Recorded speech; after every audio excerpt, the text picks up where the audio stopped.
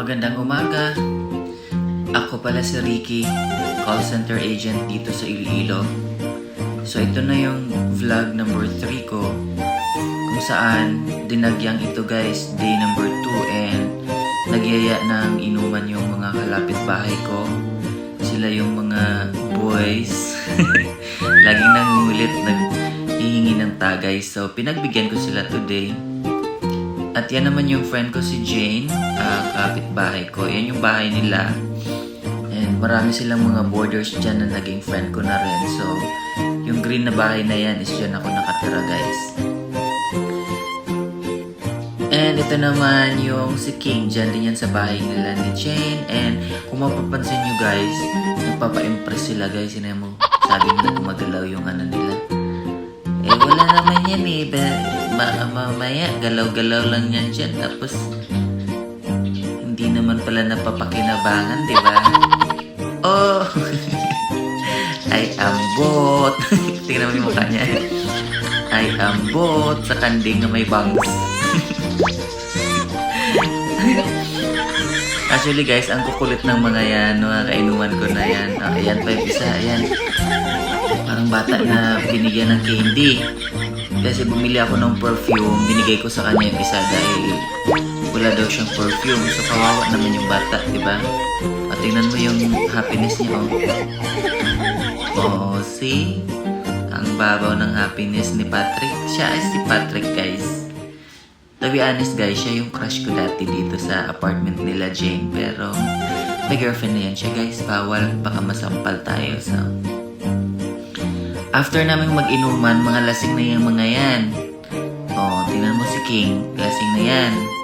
Tapos si EJ naman tong kasama niya na kasama ko sa kalapit apartment ko. So, yung church na yan guys, dyan lang banda yung apartment ko. So, umikot lang kami at nagyaya silang mag-basketball.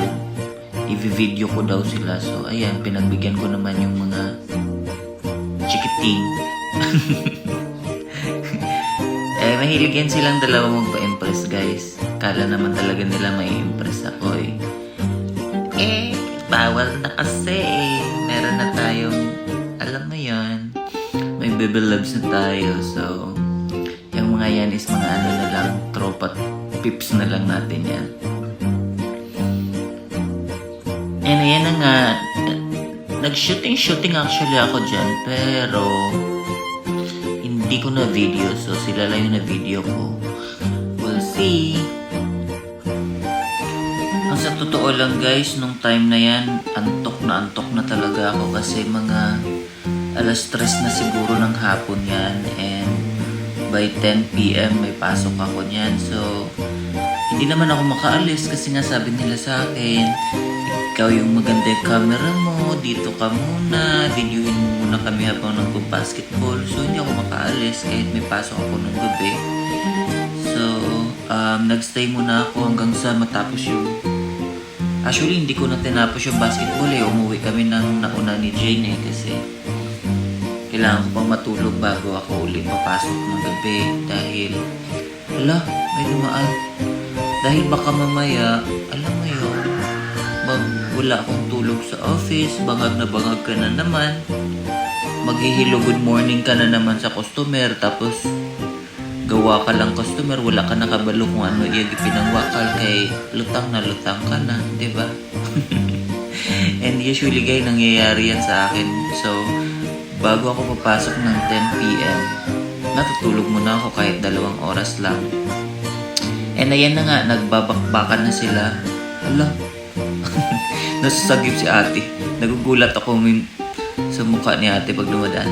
Ayan na, so magkalaban. Dumating na yung mga kalaban nila King and parang magkalaban ata si King at si AJ ng team. Hindi ata sila magkakampi. Nag-enjoy naman ako ng kaka-cheers ko niyan. So tingnan mo si King nagpapalo pa. Nag-enjoy naman ako ng kaka-cheers ko niyan sa kanila. So kahit medyo antok na kakapanood, in-enjoy ko na lang kasi yung mga yan, pag hindi mo yan pinagbigyan, ibubuli ka na naman ng mga yan. So, pagbibigyan na lang kung anong trip nila sa buhay, di ba? O siya guys, patapos na tong vlog. So, huwag niyo kalimutang mag-subscribe ha. Sa uulitin, paalam!